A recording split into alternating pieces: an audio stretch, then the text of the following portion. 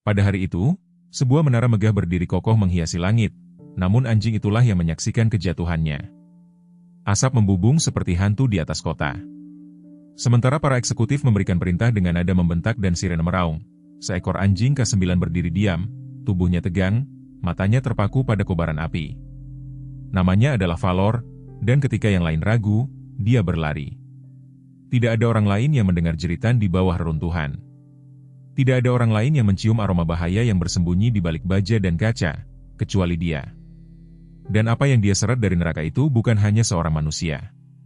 Itu adalah awal dari sesuatu yang tidak seorang pun duga, antara seorang petugas pemadam kebakaran yang terluka, seorang CEO berhati dingin, dan seekor anjing yang hatinya tidak pernah menyerah.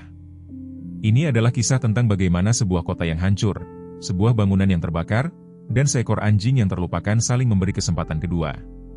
Sebelum kita mulai, tekan tombol suka, berlangganan jika kamu belum melakukannya, dan bunyikan lonceng untuk lebih banyak kisah yang membakar, menghancurkan, dan memperbaiki hatimu dalam satu tarikan napas.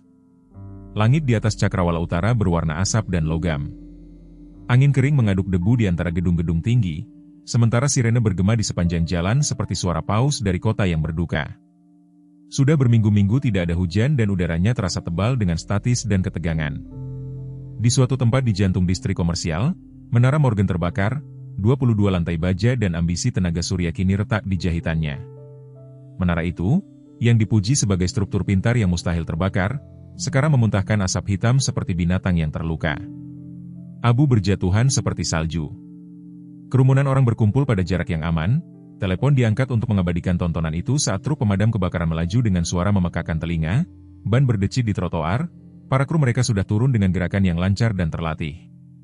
Di tepi kekacauan itu berdiri Clark Morgan, tidak bergerak, tenang, dan sama sekali tidak pada tempatnya. Dia berusia 35 tahun, dengan ketajaman seseorang yang mendapatkan kekuasaan daripada mewarisinya. Tinggi dan elegan, dia mengenakan blazer krem pas badan yang belum terkena noda jelaga, sepatu hak tinggi yang bergemerincing dengan nada menantang, dan blus sutra yang dikancingkan sampai leher, seolah-olah baju besi bisa terbuat dari kain. Rambut merah marunnya yang gelap ditarik menjadi sanggul ramping, rahangnya terpasang dalam garis yang menantang dunia untuk mempertanyakannya. Tetapi dunia sudah terbakar. Ini adalah menaranya, andalan perusahaannya, Morgan Sustainable Development, bangunan yang menjadi berita utama karena sistem tahan apinya yang revolusioner, kaca berinsulasi ramah lingkungan, dan fondasi netral karbon. Itu dimaksudkan untuk mengubah cara kota dibangun, dan itu terbakar. Sebuah retakan merobek udara di atas mata Claire, bergerak ke atas, tepat ketika balok penyangga menyerah di dekat lantai 16, sesuatu yang berat menabrak di dalam, teredam oleh deru api di sekelilingnya. Petugas pemadam kebakaran bergerak dengan tergesa-gesa, tetapi tidak ada yang mendekatinya. Dia adalah eksekutif yang tak tersentuh, wanita yang namanya tertera di kepala surat, dan tidak seorang pun dari mereka ingin menjadi orang yang menyuruhnya pergi, kecuali satu orang. Gonggongan yang dalam memecah udara, tajam memerintah. Clara berbalik tepat ketika gerakan kabur meluncur ke arahnya dari tepi barikade. Valor, seekor gembala Jerman dalam kondisi puncak, sekitar 5 tahun. Bulunya yang hitam dan coklat kekuningan berdebu dengan abu, tubuhnya ramping dan berotot, di bawah tali kekang yang bertuliskan K9 Penyelamat, Stasiun 37. Matanya, kuning tua yang gelap, terpaku padanya, dengan mendesak.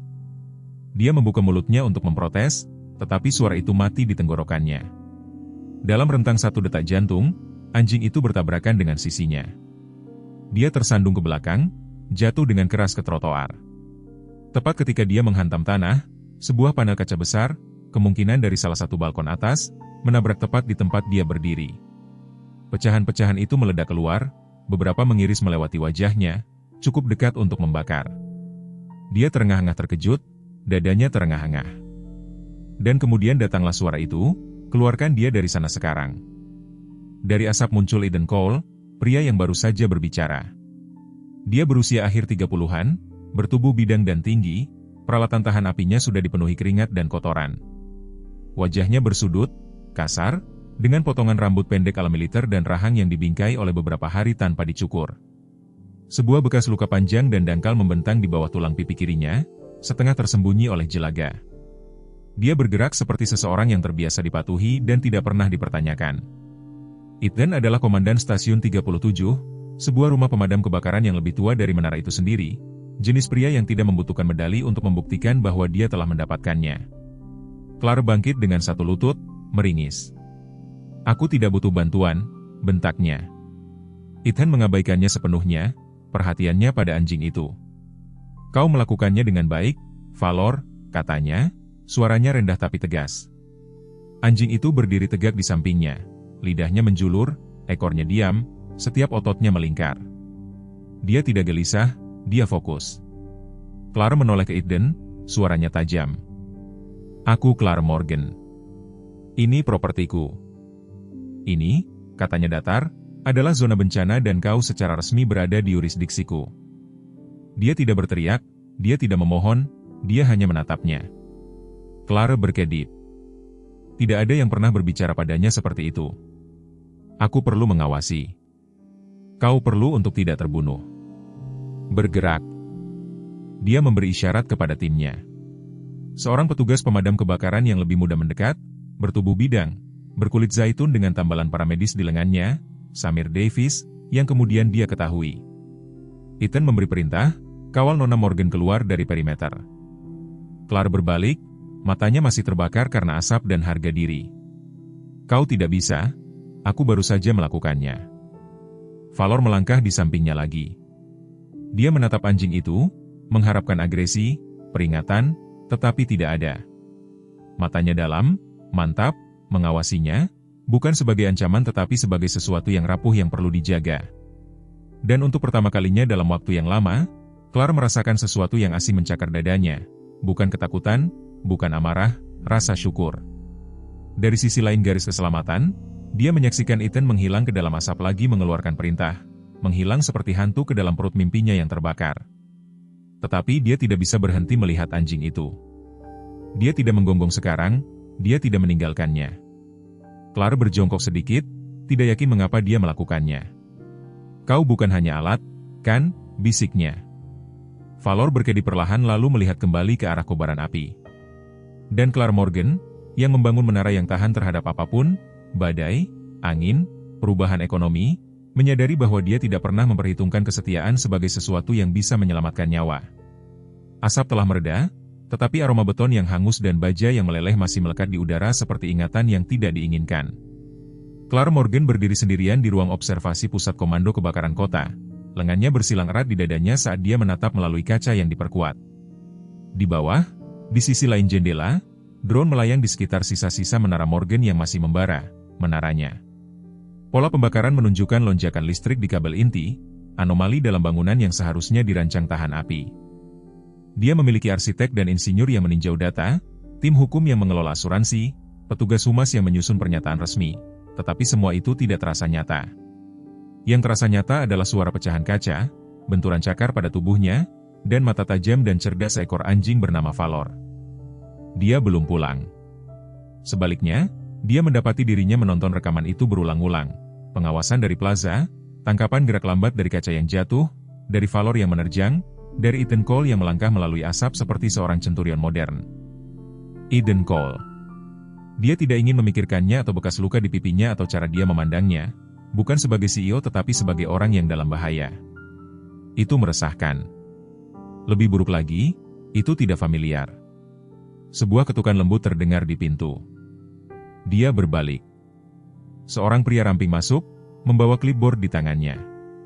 Dia mengenakan seragam stasiun, abu-abu, rapi, bersih, meskipun sepatunya lecet karena penggunaan. Dia berusia akhir 20-an, fitur tajam, dengan kulit coklat hangat dan rambut hitam, ditarik menjadi kepang pendek. Lencananya bertuliskan, petugas aortis, koordinator logistik dan anjing. Ekspresinya sopan tetapi ada sedikit hiburan di mata gelapnya, seolah-olah dia sudah tahu dia tidak suka diganggu. "Nona Morgan?" tanyanya. "Kapten Cole memintaku untuk memberikan ini padamu." Dia menyerahkan dokumen yang dilipat, ringkasan insiden dasar dari stasiun 37. Dia membukanya, matanya memindai, lalu berhenti di bagian bawah dalam garis-garis yang tercetak rapi. Unit K9 Valor, jenis, gembala Jerman, umur 5 tahun, pawang, Kapten Ethan Cole, garis keturunan Shadow, K9 Rehat meninggal. Jari-jarinya sedikit menegang. "Shadow?" tanyanya keras-keras tanpa mendongak. Haime memiringkan kepalanya. Kau mengenali namanya? Dia ragu-ragu. Aku mungkin. Dia tersenyum tipis. Shadow adalah legenda di sini, bertugas selama lebih dari 1 dekade dengan Stasiun 37, pensiun 5 tahun lalu, meninggal tidak lama kemudian, menyelamatkan lebih dari 40 orang dalam karirnya. Sebagian besar anjing baru di unit kami berasal dari garis keturunannya. Clara mengangguk perlahan lalu berbalik ke arah jendela.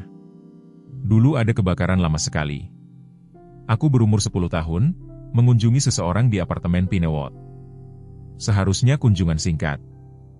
Aku ingat alarm kebakaran berteriak dan seekor anjing. Aku pikir aku membayangkannya. Suaranya menghilang. Jaime bersandar di dinding. Posisinya santai. Kau tidak membayangkannya. Shadow dikerahkan ke Pinewood malam itu, menyelamatkan seorang gadis dari lantai 5. Laporan itu mengatakan dia bersembunyi di lemari dengan sebuah buku. Clara berkedip. Itu adalah buku tentang bintang-bintang, bisiknya. Ada jeda keheningan. Ka mendorong dirinya menjauh dari dinding. Yah, kedengarannya kau bertemu Shadow. Sesuatu di perutnya bergeser. Dia tidak terbiasa dengan hubungan yang bukan transaksional. Gagasan bahwa seekor anjing telah menyelamatkan hidupnya sekali dan sekarang keturunannya telah melakukannya lagi terasa terlalu puitis untuk menjadi kebetulan. Jaime ragu-ragu sebelum pergi. Kau tahu, Valor berbeda. Dia yang paling sulit dilatih, terlalu mandiri, keras kepala seperti neraka. Ethan hampir menyerah padanya. Dia mengangkat alis. Apa yang berubah? Ethan yang melakukannya, katanya sederhana dan meninggalkan ruangan.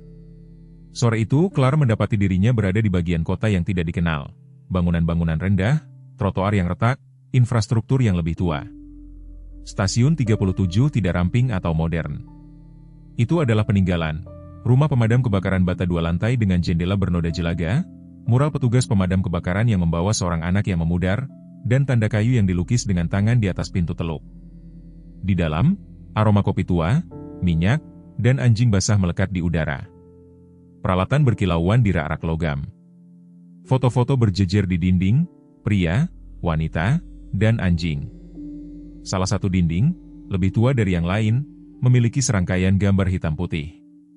Salah satunya menunjukkan seekor gembala Jerman dengan telinga robek dan mata yang tampak hampir manusia. Shadow. Ethan berdiri di sudut paling jauh memeriksa deretan tangki oksigen. Dia berbalik ketika dia masuk, terkejut tetapi tidak terbaca. Nona Morgan, katanya, meletakkan tangki itu. Tidak menyangka kau di sini. Aku tidak berencana untuk berada di sini. Akunya, melangkah lebih jauh. Tumitnya berbunyi sekali lalu dia berhenti, menyadari betapa tidak pada tempatnya suara itu. Ethan memberi isyarat ke arah bangku. Dia duduk dengan tidak nyaman kaku. Dia tetap berdiri dengan tangan disilangkan. Kau di sini tentang Valor. Aku di sini tentang Shadow. Koreksinya. Dia mengangkat alis. Aku pikir dia menyelamatkanku sekali, katanya dengan mata tertuju pada dinding foto, apartemen Pinewood, 23 tahun lalu. Aku ingat matanya. Ethan tidak menjawab untuk waktu yang lama. Itu salah satu penyelamatan besar pertamanya. Aku seorang pemula saat itu. Shadow milik mentorku. Aku ingat gadis itu, pendiam, menggenggam sebuah buku begitu erat sehingga kami pikir dia akan menghancurkannya. Clara hampir tersenyum. Aku tidak melepaskannya sampai kami keluar. Dia mengangguk. Aku tidak menyadari itu kau. Keheningan jatuh, tidak dingin, tidak canggung, hanya ditunggu oleh sejarah. Tidak satupun dari mereka yang berharap untuk berbagi. Valor berjalan ke dalam ruangan, lalu baru disikat, cakar yang terluka diperban. Dia berjalan ke Clara dan duduk di kakinya seperti itu adalah hal yang paling alami di dunia. Dia mengulurkan jari-jarinya menyentuh bulunya. Kau tahu, gumamnya. Entah bagaimana kau tahu. Ethan bersandar di dinding mengawasinya. Dia tidak hanya bereaksi, dia merasakan sesuatu. Orang-orang takut akan kebenaran. Dia menatapnya. Apakah kau selalu berbicara seperti itu? Dia tersenyum tipis. Hanya tentang hal-hal yang penting. Sebelum dia bisa menjawab, suara lain menyela kasar dan lapuk. Hei, Kapten, menemukan laporan kabel itu. Sepertinya penekanan api gagal karena low pengabaian. Seorang pria melangkah ke depan, lebih tua, mungkin berusia 50-an, kekar, dengan janggut abu-abu dan tangan yang tebal. Lencana namanya bertuliskan Howard. Dia melirik Claire, mengangguk hormat. "Nyonya, Howard adalah kepala sistem kami," jelas Eden, dulu bekerja di panel kontrol industri sebelum dia datang ke sini. Howard mengangkat bahu sederhana, "Aku memperbaiki sesuatu atau mencari tahu mengapa itu rusak." "Apakah itu sabotase?" Claire bertanya dengan cepat. "Tidak disengaja," jawab Howard. "Tetapi seseorang memang mengabaikan sistem kebakaran selama konstruksi larut malam. Bisa jadi kesalahan atau seseorang yang mencoba menipu protokol inspeksi." Claire mengerutkan kening. Itu adalah jenis api yang berbeda, yang terbuat dari tanggung jawab, reputasi, dan kehancuran hukum. Tetapi saat ini dia melihat sesuatu yang tidak cocok dalam siaran pers. Seekor anjing dengan mata yang mengetahui, seorang pria dengan asap yang masih ada di kerahnya, dan dinding foto, beberapa hidup, beberapa hilang, yang telah berlari menuju bahaya alih-alih menjauh. Mungkin saja, dia telah melihat jenis kekuatan yang salah selama ini. Ruang konferensi berdengung dengan suara-suara yang tidak tahu bagaimana berbisik. Di bawah cahaya panel langit-langit LED, pengembang dengan setelan jas yang dibuat khusus mengocok kertas, pejabat kota memeriksa tablet mereka, dan pemangku kepentingan bertukar anggukan sopan yang hampir tidak menutupi ambisi mereka. Sebuah layar besar dari lantai ke langit-langit menampilkan rendering rencana pembangunan kembali yang diusulkan, menara ramping, pusat transit otomatis, taman atap yang direkayasa untuk menjebak emisi karbon.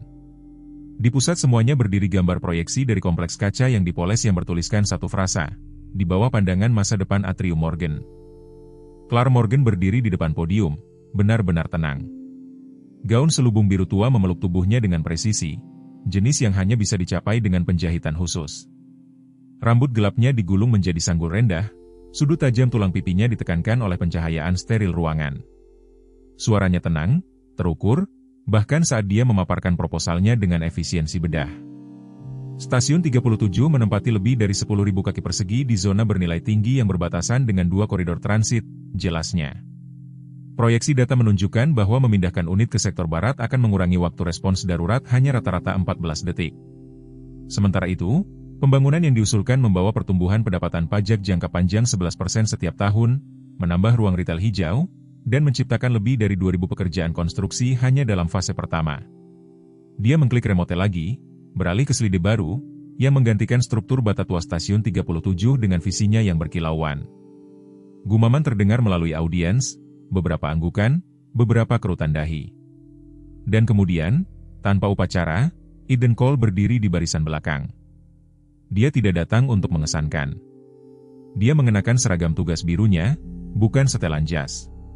Sepatunya lecet karena penggunaan sebenarnya, rambutnya sedikit acak-acakan, dan ekspresinya tidak terbaca di bawah bayangan janggut. Dia tidak membawa tablet, tidak ada catatan, hanya kehadiran.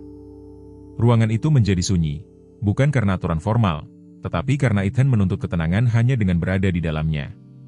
14 detik adalah perbedaan antara bernapas dan tidak, katanya dengan suara mantap tetapi tegas, antara seseorang yang berjalan keluar dari rumah dan di bawah. Stasiun 37 yang ingin kau robohkan bukan hanya batu bata, itu kedekatan, itu sejarah. Dan itu unit terlatih yang tahu daerah ini seperti punggung tangan mereka. Dia melangkah maju. Dan itu adalah rumah bagi seekor K9 yang baru saja menyelamatkan hidupmu, Nona Morgan. Keheningan menebal. Postur Claire tetap sempurna. Ini tidak pribadi, katanya datar. Ini tentang efisiensi. Efisiensi tidak menyeret orang keluar dari api, bentak Ethan. Itu tidak mencium kebocoran gas atau mendeteksi balok yang runtuh, Valor yang melakukannya. Di suatu tempat di kerumunan seseorang batuk, yang lain mulai mengetik di telepon, perwakilan media sudah merasakan sebuah cerita. Sebuah suara memanggil dari galeri, apakah benar anjingmu menyelamatkan Nona Morgan? Ethan tidak ragu-ragu, ya. Suara lain, yang ini dari seorang anggota dewan berambut abu-abu yang duduk di dekat depan. Dan kau, Nona Morgan, bagaimana kau menanggapi itu? Claire menarik napas sekali. Aku menghargai layanan stasiun 37, tetapi rasa syukur tidak mendikte penggunaan lahan. Di sana, itu adalah kalimat yang akan dicetak di pagi hari, dan Valor, yang duduk di luar pintu kaca dengan pawangnya, Samir tidak mendengar kata-kata itu. Tetapi ketika Clara melewatinya kemudian, dia tidak bergerak ke arahnya, dia tidak mengibas-ngibaskan ekornya, dia hanya duduk diam tidak bergerak, seolah-olah menimbangnya terhadap sesuatu yang lebih dalam dari logika. 2 hari kemudian, rencana itu dipublikasikan.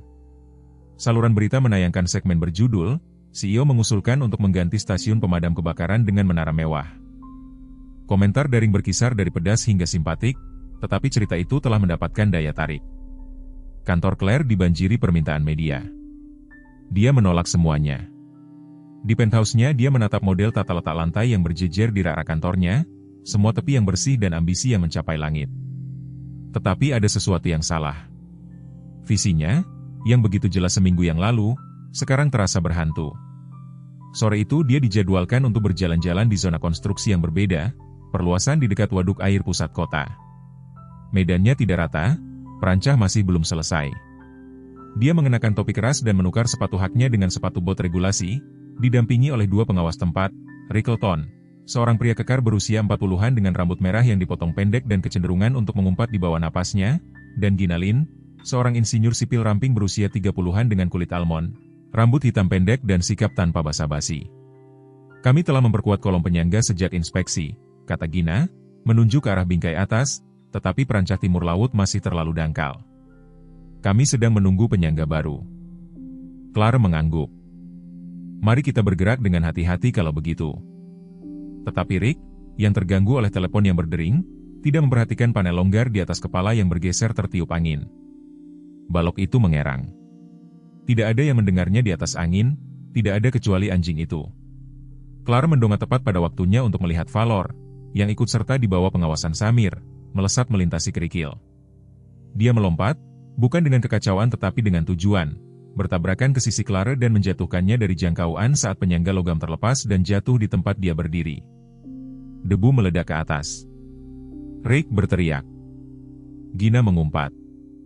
Samir berlari, sudah memeriksa sisi Valor untuk cedera. Clara batuk bingung, lalu duduk. Valor berdiri di samping kepalanya, menunduk sedikit, sisinya tersenggol, tetapi tegak. Dia menatapnya seperti seorang hakim.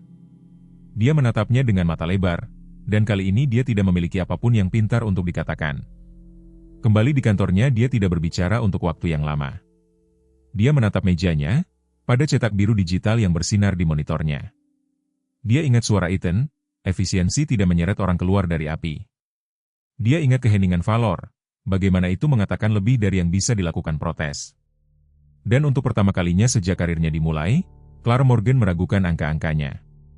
Distrik industri tepat di luar tepi selatan kota adalah tambalan kerangka logam, rel kereta api tua, dan tangki kimia yang berdiri seperti penjaga yang terlupakan di langit abu-abu kecoklatan. Udara pagi terasa tebal, dengan bau plastik meleleh dan insulasi yang hangus. Asap masih mengepul dari atap gudang kimia Garver, tempat ledakan sebelum fajar telah merobek sayap utaranya dan mengguncang setengah distrik. Layanan darurat telah menutup radius 2 mil. Clara Morgan tiba mengenakan jaket utilitas abu-abu arang di atas celana panjang yang disetrika, rambutnya diikat ke belakang dalam sanggul praktis, meskipun beberapa helai telah lepas untuk membingkai wajahnya yang tegang. Saat dia melangkah keluar dari SUV listrik hitamnya, udara asam menghantamnya seperti tamparan. Dia meringis, menekan kain bersih ke mulutnya.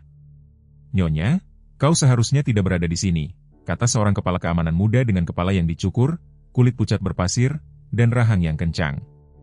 Lencana namanya bertuliskan The Shaun Rooker, usia pertengahan 30-an, dibangun seperti mantan gelandang, jenis pria yang berbicara dengan nada terpenggal dan mengikuti protokol seperti agama. "Aku tidak di sini untuk kesempatan foto," jawab Clara, suaranya teredam oleh kain. "Fasilitas ini mendukung salah satu pembangunan perumahan terbesarku. Aku perlu tahu apa yang salah." Dia ragu-ragu lalu mengangguk sekali. Tetap berada di jalur yang ditandai. Tim penyelamat masih aktif di dalam. Clara berbalik ke arah gedung. Atap bergelombangnya melorot, satu sudut benar-benar runtuh. Tanda-tanda bahaya kimia kuning berkibar tertiup angin, pita peringatan merah mencambuk seperti bendera yang terluka di seberang pintu masuk. Dan menenun menembus semuanya seperti hantu dengan tujuan, adalah Valor. Gembala Jerman bergerak dengan desakan tenang, bulunya digelapkan dengan jelaga, tetapi posturnya waspada dan fokus. Tidak ada tali, tidak ada perintah, hanya insting dan pelatihan. Clara melihatnya berhenti di dekat dinding yang retak, hidungnya menekan rendah, ekornya kaku.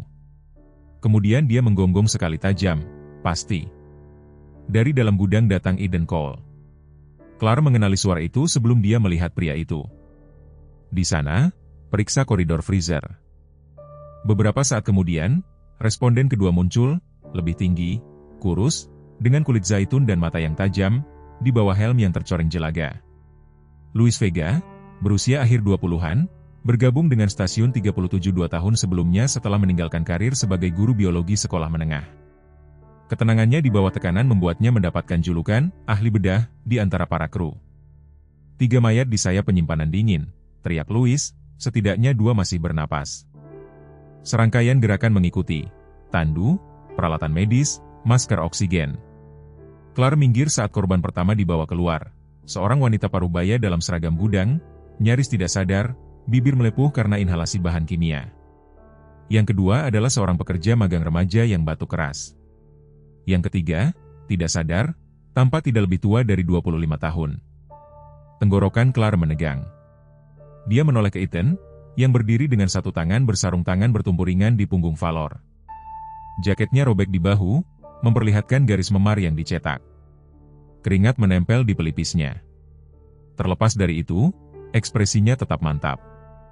"Kau mengirimnya sendirian?" tanya Clara, melangkah lebih dekat. "Dia pergi sebelum aku bisa menghentikannya," kata Ethan, melirik anjing itu. Dia menemukan kantong panas, mempersempit aroma. "Kami akan mencari sayap yang salah tanpa dia." Clara menatap Valor. Anjing itu tidak mengibas-ngibaskan ekornya, tidak terengah-engah atau menunjukkan tanda-tanda kelelahan. Dia berdiri diam, mengawasi dunia dengan mata yang tajam, seolah-olah sudah bersiap untuk panggilan berikutnya. "Dia tidak bereaksi seperti anjing," gumam Clara. Suara Ethan pelan tapi tegas. "Dia bukan hanya anjing." Clara melihat kembali ke arah gudang. Mengapa sistem sensor tidak mendeteksi mereka? Mereka terlindung, setelah Luis melepas sarung tangannya. Penyimpanan dingin memiliki timbal, dinding yang diperkuat meniadakan pemindaian termal. Jika Valor tidak menggonggong, dia tidak menyelesaikan kalimat itu. Dia tidak perlu. Keheningan panjang berlalu. Clara menarik napas dengan goyah, mencoba membumikan dirinya dalam logika. Sistem gagal. Sistem tidak dibuat untuk keajaiban. Ethan menjawab, tidak dengan tidak baik, dia dibuat untuknya. Dia mengangguk ke arah Valor. Sore itu, Clara duduk di tenda komando bergerak dengan Ethan dan manajer lokasi untuk Garver, seorang pria kurus berusia 50-an bernama Douglas Harlow. Douglas memiliki pipi cekung, mahkota botak, dan mata yang berkedip lebih dari yang mereka fokuskan, kemungkinan akibat bertahun-tahun di laboratorium dengan cahaya redup. Dia tergagap saat dia menjawab pertanyaan Clara tentang protokol kimia dan pemeliharaan yang ditangguhkan.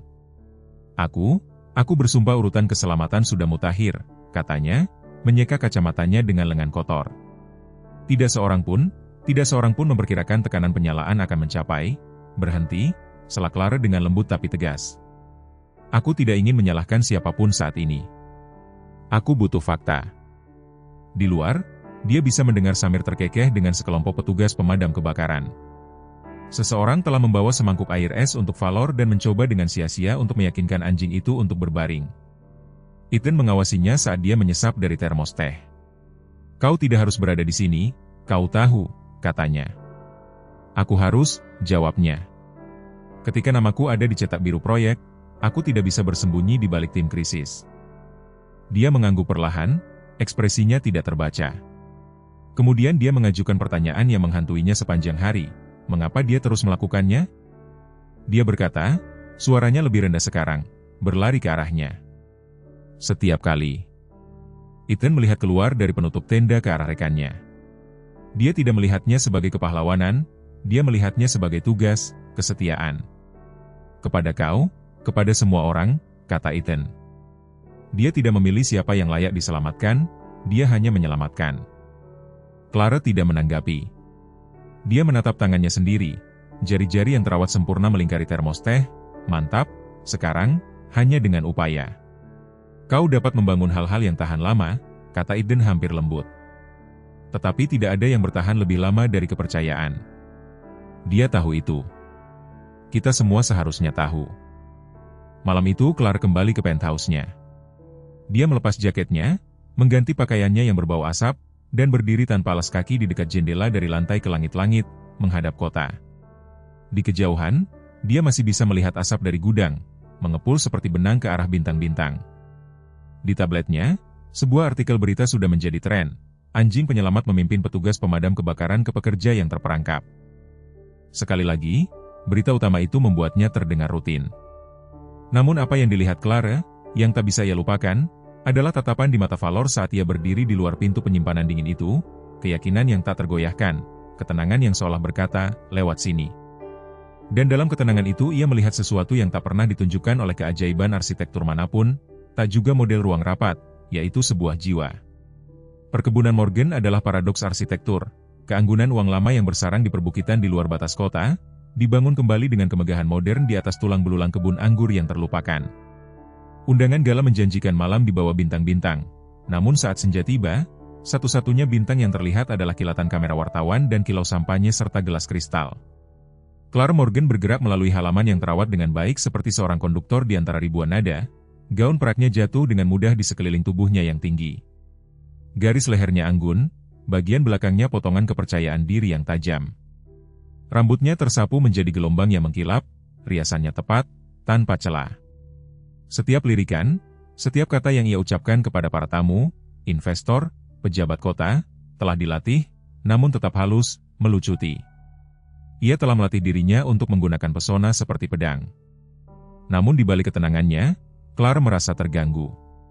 Peristiwa beberapa minggu terakhir, kebakaran di Menara Morgan, penyimpanan dingin, penyelamatan, tatapan Valor membekas seperti asap di benaknya. Ia tak bisa melupakan saat seekor makhluk tanpa kata telah memberitahunya lebih banyak daripada yang pernah dilakukan lembar kerja manapun. Clara, sayang, kau gelisah, sebuah suara terdengar di belakangnya. Clara menoleh, Eleanor. Harper Morgan, 71 tahun, berdiri seperti monumen, terukir dari ambisi. Kecil, elegan, dan sangat tenang, ia mengenakan gaun malam beludru hitam dan anting-anting berlian yang menangkap setiap cahaya. Rambutnya pirang keperakan, tersapu menjadi sanggul Prancis yang rapi. Punggungnya tegak lurus, suaranya halus, dengan pengalaman bertahun-tahun berpidato di depan umum dan gerakan kekuatan pribadi. Aku mengadakan penggalangan dana sementara peringatan evakuasi berkedip di ponselku, kata Clara datar. Maafkan kegelisahanku. Eleanor menyesap anggurnya. Kebakaran semak adalah hal rutin saat ini. Tetap tenang, terlihat elegan. Wali kota akan tiba dalam 10 menit. Sebelum Clara sempat menjawab, Dinalin, insinyur sipil dari lokasi konstruksi, mendekat, mengenakan setelan biru abu-abu yang tajam, membawa papan klip, rambut hitam pendeknya terselip rapi di belakang satu telinga. Ia tampak tak pada tempatnya di antara payet, namun berbicara dengan tujuan yang tak tergoyahkan. Nona Morgan, katanya pelan, kami baru saja mendapat pemberitahuan dari Komando Kehutanan. Kebakaran di 2 lembah telah berubah arah. Angin lebih kencang dari perkiraan. Ini bisa mencapai sektor ini dalam waktu kurang dari 2 jam. Tenggorokan Clara tercekat. Kita butuh rencana evakuasi cadangan. Gina menjawab, ada rute darurat, tapi sudah puluhan tahun tak digunakan. Ini adalah terowongan di bawah sayap barat, arsitektur prarenovasi. Gudang anggur tua terhubung ke jalur pemeliharaan yang mengarah ke jalan akses. Clara mengangguk, siapkan untuk digunakan, diam-diam. Eleanor mendengar percakapan itu. Kau tak boleh mengosongkan rumahku, katanya dingin. Seni milikku. Kita tak sedang berdebat tentang kanvas dan minyak malam ini. Ibu, Clara memotong, suaranya tajam, rendah. Udara berubah, angin kering berputar di tepi perkebunan. Para tamu terus minum dan berbaur tanpa menyadarinya. Lalu datanglah baunya, asap tajam dan menyengat. Dan beberapa saat kemudian suara sirena. Unit pemadam kebakaran pertama tiba tepat saat orang-orang mulai menyadari kabut yang bergulung menuruni bukit. Lalu ia melihat mereka. Ethan Cole keluar dari truk terdepan, jaketnya setengah terbuka, memperlihatkan kaus yang gelap karena keringat di bawahnya. Wajahnya berlumuran abu, ekspresinya tegang, fokus. Di belakangnya, Valor melompat dari bagian belakang kendaraan, mendarat dalam satu gerakan bersih, ekor terangkat tinggi, telinga waspada. Mereka tak ditugaskan di sini. Clara tahu itu dari daftar yang dilihatnya sebelumnya. Ethan tetap datang. "Kau tak dikirim ke zona ini," katanya saat ia mendekat. Ethan menjawab, "Kami lebih dekat dari siapapun, dan perkebunanmu berada di jalur langsung. Sistem di sini tak dinilai untuk badai api." Aku membaca spesifikasinya. Jantung Clara berdebar. "Berapa lama waktu kita?" 40 menit sebelum kau terjebak. Mungkin kurang jika angin bertambah kencang." Kepanikan mulai menjalar ke para tamu. Beberapa telah melihat cahaya di punggung bukit yang jauh. Ponsel mulai berdering, gelas-gelas diletakkan dengan tergesa-gesa ke nampan yang setengah kosong. Lalu terdengar suara yang tak akan pernah dilupakan Clara, raungan rendah yang meningkat, api membubung di atas lembah, melahap pohon-pohon kering, melaju seperti pemangsa. Sistem pemadam kebakaran perkebunan mengerang. Lampu berkedip, lalu padam. Gina berteriak, pompa gagal, lonjakan beban berlebih. Clara menoleh ke Ethan. "Terowongan yang Gina sebutkan, tunjukkan padaku." Ethan berkata. Bersama-sama mereka berlari ke dalam rumah, tercium bau pernis dan mawar dan sesuatu yang terbakar jauh di dalam kabel. Elanar berdiri di galeri utama sambil memegang bungkusan yang dibungkus sutra. "Kau tak bisa membawa itu," kata Clara. Elanar menjawab dengan dingin, "Ini adalah Chagall. Ini tak ternilai harganya." "Nyawa manusia juga tak ternilai harganya," balas Clara. "Tinggalkan, kita pergi." Untuk sekali ini, Elanar berkedip dan menurut. Di ruang bawah tanah, Clara membuka palka kayu tua. Debu dan udara lembab menghantam mereka seperti dinding. Valor turun lebih dulu dengan hidung ke tanah, ekor kaku. Ethan menyusul, lalu Clara dan Elanar, dengan sekelompok kecil staf dan tamu di belakangnya. Terowongan itu sempit, udaranya pengap, namun terbuat dari batu dari konstruksi asli perkebunan, yang telah lama terlupakan, namun masih kuat. Kelompok itu bergerak perlahan, berbaris satu-satu, sementara di atas mereka rumah mulai bergemuruh. Tiba-tiba, retakan di atas, asap menyaring ke dalam terowongan di belakang mereka. Valor menggonggong 2 kali dengan mendesak. Clara menoleh, seorang pelayan muda, tak lebih dari 20 tahun, membeku di dekat belakang, batuk, tersandung. Clara mulai mendekatinya, tapi Ethan menghentikannya. "Pimpin mereka, aku akan membawanya."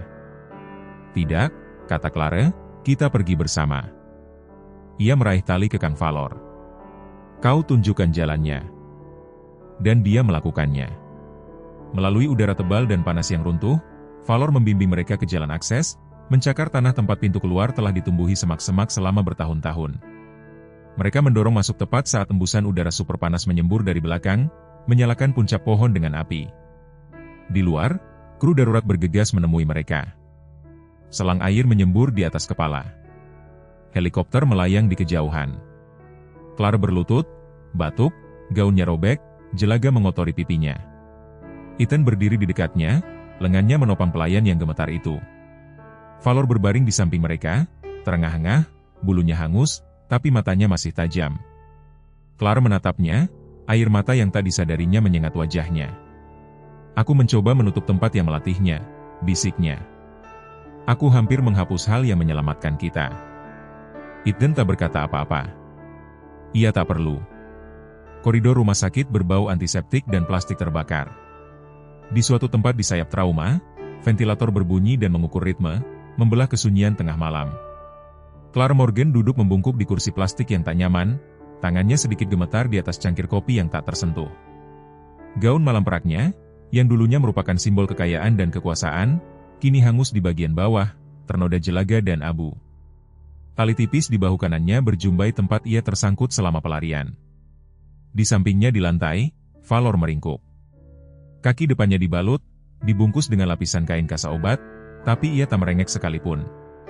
Napasnya lambat, teratur, mata gelapnya terbuka dan waspada. Ia telah menolak sedasi 2 kali. Clara menatapnya sekarang dengan sesuatu yang mendekati rasa hormat. Seorang perawat lewat dengan tenang, Eller Ramirez, usia pertengahan 40-an, dengan kulit coklat hangat, rambut pendek keriting, dan mata lelah tapi baik hati. Ia mengenakan seragam biru pucat dan tanda nama bertuliskan, Respons Trauma Tingkat 2. Ia berhenti sebentar di samping Clara. "Masih belum ada kabar?" Isa bertanya dengan lembut. Clara menggelengkan kepalanya. Suaranya serak saat keluar. Dia sudah di ruang operasi selama hampir 3 jam. Puing-puing itu menghancurkan sisi kirinya. Isa berkata tak ramah, mereka mencoba menyelamatkan lengannya. Tulang rusuknya lebih mudah. Clara menggenggam kopi lebih erat. Seberapa parah kerusakan paru-parunya? Isa menghela napas, asap setebal ini, sebagian akan tetap ada.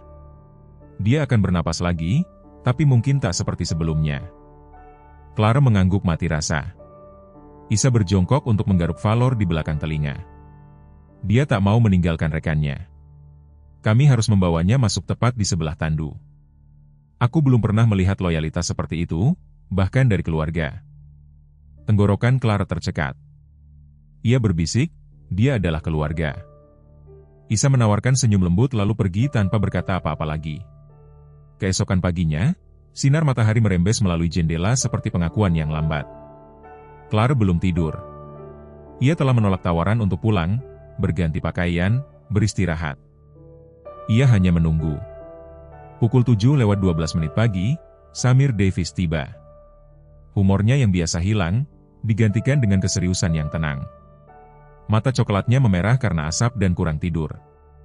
Ia mengenakan hoodie abu-abu di atas celana dinasnya dan gelas tumbler kopi termal bergetar samar di tangannya. Mereka memindahkannya ke pemulihan, katanya. Mereka pikir dia akan selamat. Clara menghembuskan napas seolah-olah ia berada di bawah air sepanjang malam. Samir duduk di sampingnya. Ia menatap Valor, lalu kembali menatap Clara. Kau tetap tinggal. Tentu saja aku tinggal. Ia mengulangi, kau bisa pergi dengan yang lain, memanggil pengacaramu, mengeluarkan pernyataan. Tapi kau tidak melakukannya. Ia tak menjawab. Samir mencondongkan tubuh ke depan, siku bertumpu pada lututnya. Dia akan bangun, tapi akan butuh waktu baginya untuk kembali pulih. Dan saat dia bangun, dia akan bertanya tentang stasiun. Clara menoleh padanya perlahan. Apa maksudmu? Maksudku? Samir menggosok wajahnya. Dewan tahu apa yang terjadi, tapi mereka masih mengharapkanmu untuk memutarnya. Pernyataan resmi keluar pukul 11. Tim PRMU sudah menunggu di ruang konferensi 2B. Pukul 10:45 pagi, Clara berdiri di belakang podium pers di Balai Kota. Kamera berkedip, mikrofon menunggu. Rambutnya telah disematkan ke belakang menjadi simpul rendah. Ia mengenakan setelan celana panjang hitam sederhana, tanpa aksesori, tanpa lipstik, hanya seorang wanita yang dilucuti dari upacara, menghadapi kota yang menunggu jawaban. Di belakangnya, sebuah layar menampilkan foto diam dari kebakaran. Valor muncul dari terowongan, mata ke depan, bulu berlumuran jelaga, diikuti oleh Clara yang membimbing ibunya dengan satu tangan dan melindungi seorang pelayan remaja dengan tangan yang lain. Sebuah naskah duduk di depannya, 10 halaman yang ditulis oleh para profesional. Ia bahkan tak melihatnya. Clara menarik napas. Aku seharusnya memberitahu kalian bagaimana Morgan Developments tetap berkomitmen pada keselamatan, pada keunggulan, pada infrastruktur yang berpikiran maju. Aku seharusnya mengingatkan kalian bahwa tak seorang pun dapat memprediksi angin akan bergeser atau bahwa sistem pemadam akan gagal. Ia berhenti, menatap langsung ke lautan kamera. Tapi tak satu pun dari itu penting saat ini. Ruangan itu menjadi hening. Karena apa yang menyelamatkanku, apa yang menyelamatkan lusinan orang tadi malam, bukanlah sistem, bukan sensor, bukan protokol keselamatan yang direncanakan dengan hati-hati. Itu adalah seekor gembala Jerman dengan kaki yang dibalut. Itu adalah seorang petugas pemadam kebakaran dengan paru-paru yang tertusuk. Itu adalah tim dari sebuah rumah pemadam kebakaran yang hampir kubantu hapus. Suaranya menegang. Aku mengusulkan untuk menghancurkan stasiun 37 untuk membangun proyek mewah. Aku punya data, aku punya argumen, aku punya angka yang membuat semuanya masuk akal. Ia menelan ludah, tapi yang benar adalah aku lupa apa yang tak masuk dalam lembar kerja. Ia menatap ke sisi ruangan. Elanar duduk di sana, diam. Untuk sekali ini, tangannya terjalin erat di atas pangkuannya. Clara melanjutkan, saat aku berusia 10 tahun, seekor anjing penyelamat dari stasiun 37 menarikku keluar dari gedung yang terbakar. Tadi malam keturunannya melakukan itu lagi.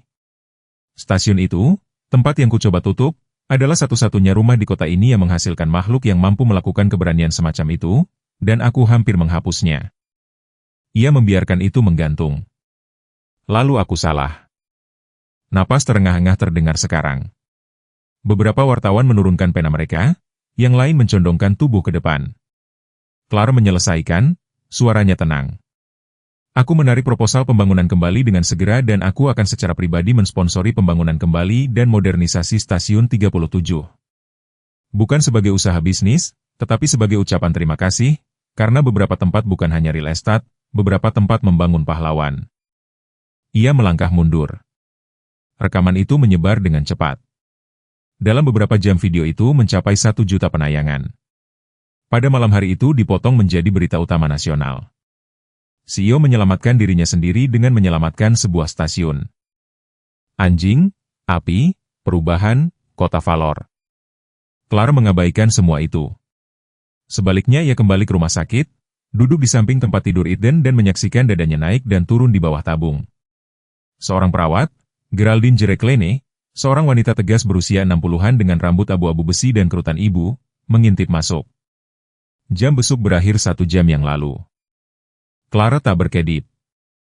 Aku tak berkunjung, aku menunggu, Jerry, mendengus. Jawaban yang bagus. Ia menutup pintu di belakangnya. Valor berbaring meringkuk di kaki tempat tidur Eden. Kali ini ia tidur nyenyak. Pagi hari kru pembongkaran tiba di sisa-sisa Menara Morgan. Langit menampakkan ketenangan pengampunan. Kabut rendah memeluk bumi, melilit beton yang retak seolah-olah meratapi sesuatu yang dulunya membanggakan tetapi pada akhirnya hampa. Clara Morgan berdiri sendirian di tepi tali dan pita, tangan di saku mantel wallnya, mata terangkat ke kerangka balok baja yang dulu membawa namanya ke awan. Ia tak menangis, tak lagi. Sebaliknya, ia membiarkan masa lalu mengendap menjadi debu dan ia membiarkan masa depan dimulai. 3 bulan kemudian, di tempat menara pernah menjulang, fondasi baru dituangkan, bukan kantor mewah atau kaca cermin, tetapi batu bata yang diperkuat dan lapisan tahan api. Itu tak tinggi, itu tak berkilau, tetapi bernapas dengan tujuan. Inisiatif Phoenix diumumkan dalam briefing balai kota yang sederhana dibandingkan dengan tontonan viral konferensi pers terakhirnya. Tak ada teatrikal, tak ada tepuk tangan, hanya beberapa wajah berkomitmen di kursi lipat dan model yang ditampilkan di bawah lampu sorot lembut.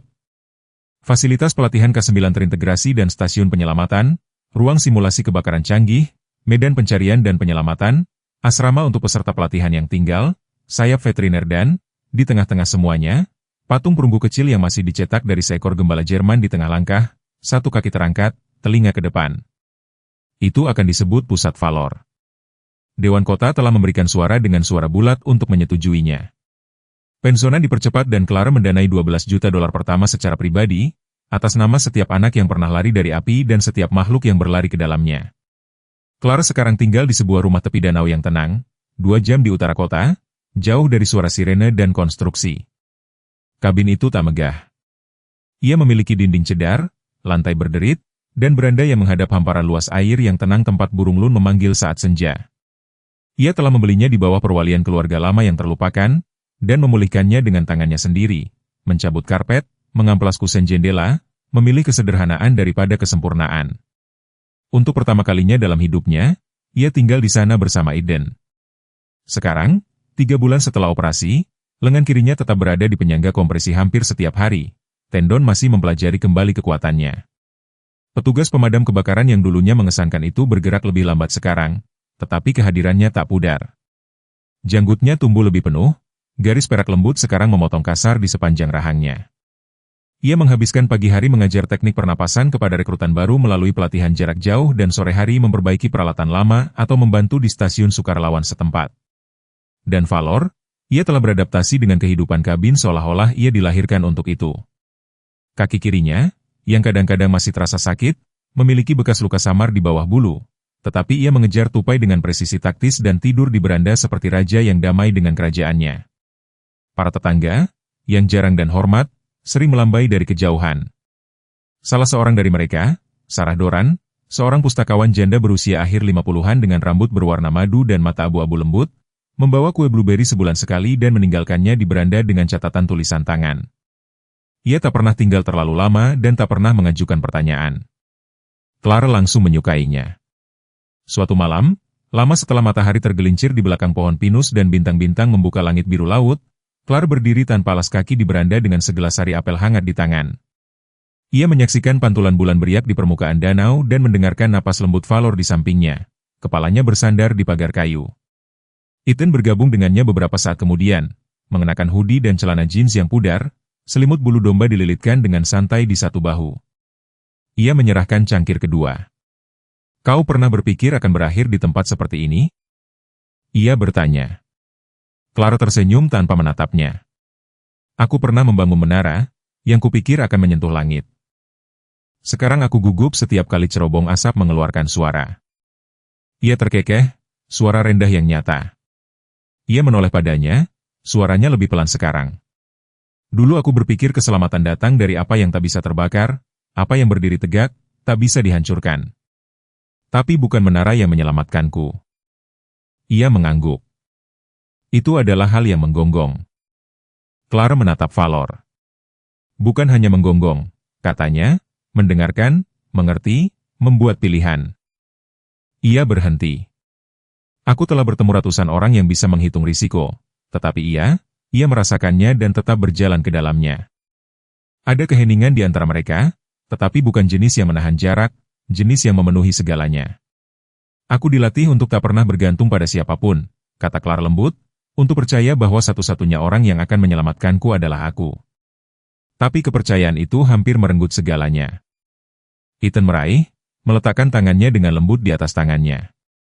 "Kau tak sendirian lagi," katanya. Mereka berdiri seperti itu untuk waktu yang lama. Di atas mereka, angin utara mendesirkan pepohonan. Dari hutan, seekor burung hantu memanggil dan di dalam rumah, api tua berderak di perapian, yang tak dibutuhkan keduanya, tetapi keduanya nikmati. Valor menghela napas puas dan Clark, untuk pertama kalinya dalam bertahun-tahun, berbisik dalam keheningan, "Aku pulang." Terkadang mukjizat tak datang dengan guntur atau cahaya. Terkadang mereka berjalan dengan 4 kaki, dengan bulu yang hangus terbakar api dan mata yang penuh tujuan. Di dunia yang terobsesi dengan menara dan gelar, Tuhan masih berbisik melalui yang rendah hati, melalui seekor anjing setia, seorang pria terluka, dan seorang wanita yang belajar merasakan lagi. Kita membangun tembok, mengejar angka, dan lupa bahwa keselamatan terbesar tak datang dari apa yang kita bangun, tetapi dari apa yang kita cintai dan apa yang mencintai kita kembali, tanpa pertanyaan. Jika cerita ini menyentuh hatimu, tinggalkan komentar untuk berbagi pemikiranmu. Klik suka agar lebih banyak orang dapat menyaksikan apa yang dapat diajarkan oleh hati seekor anjing kepada kita. Dan jangan lupa untuk berlangganan untuk mendapatkan lebih banyak kisah nyata tentang iman, penyelamatan, dan penebusan.